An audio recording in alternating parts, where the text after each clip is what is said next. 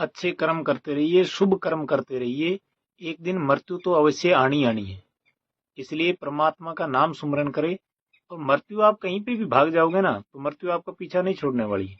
इसलिए शुभ कर्म करें और अच्छे कर्म करें, ताकि अच्छे कर्मों का परिणाम अच्छा आएगा। और बुरे कर्म करोगे तो आप डर, रोग, शोक और भय से उद्विग्न रहेंगे। इसलिए अच्छे कर्म करोगे तो किसी प्रकार का डर नहीं होगा, किसी प्रकार का शोक नहीं होगा, किसी प्रकार का भय नहीं होगा। गरुड़ पुराण में एक कथा आती है कि एक दिन यमराज जी एक तोते को देख करके हंसे। तो तोते ने सोचा कि यमराज जी हंसे हैं, इसका मतलब है कि मेरी मृत्यु होने वाली है।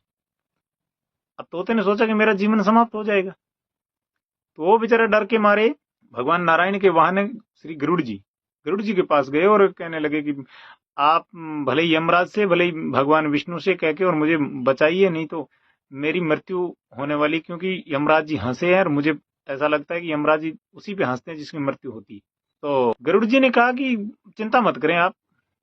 गरुड़ जी ने उसको अपनी पीठ पर बिठाया और 7 समुद्र पार एक गुफा में छोड़ के आ गए। कहा कि तुम कुछ दिन यहाँ रहो। और वहां छोड़ करके और गरुड़ जी सीधे यमराज जी के पास गए और पूछा कि आप परसों एक तोते को देख करके हंसे थे, उसका क्या कारण था। तो यमराज कहने लगे कि मैं इसलिए हंसा था कि उस तोते की मृत्यु 7 समुद्र पार एक गुफा के अंदर एक बिल्ली के द्वारा होनी थी। तो मैं ऐसे सोच रहा था कि ये तोता अभी तक यहाँ बैठा है, ये वहां कैसे पहुंचेगा। और इतने में ही उस तोते की आत्मा उस द्वार पर आ गई। गरुड़ जी चौंके कि इसको तो मैं 7 समुद्र पार वहां छोड़ के आया था, तो ये कैसे।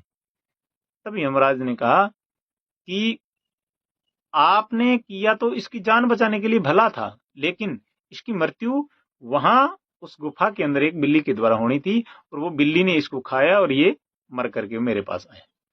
तो कहते हैं ना कि मौत लोहे की कोठड़ी में भी नहीं छोड़ती।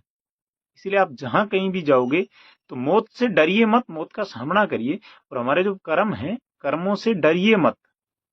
कर्मों का सामना शांति से किया जा सकता है।